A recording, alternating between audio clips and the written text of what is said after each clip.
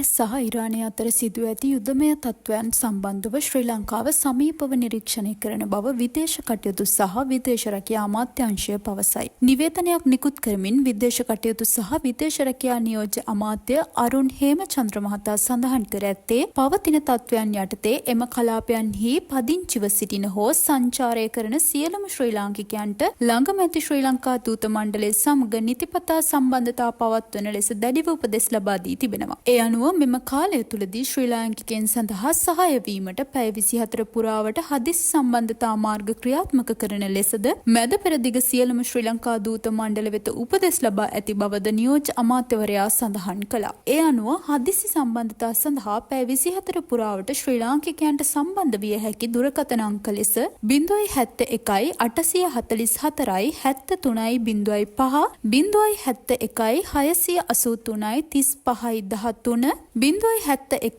974 20 යන දුරකථන අංක මෙන්ම ධන 98 939 205 51 61 යන දුරකථන අංක සඳහන් වනවා. අවශ්‍ය පරිදි වැඩිදුර යාවත්කාලීන කිරීම නිකුත් කරනු ලැබෙන අතර කලාපයේ සියලුම ශ්‍රී ලාංකිකයන්ගෙන් ඔවුන්ගේ ආරක්ෂාවට ප්‍රමුඛත්වය දෙන ලෙසත් රාජ්‍යතාන්ත්‍රික දූත මණ්ඩලවල උපදෙස්වලට සහයෝගය දක්වන ලෙසත් විදේශ කටයුතු සහ විදේශ රැකියා අමාත්‍යාංශය සියලු පුරවැසියන්ගෙන් ඉල්ලා තිබෙනවා.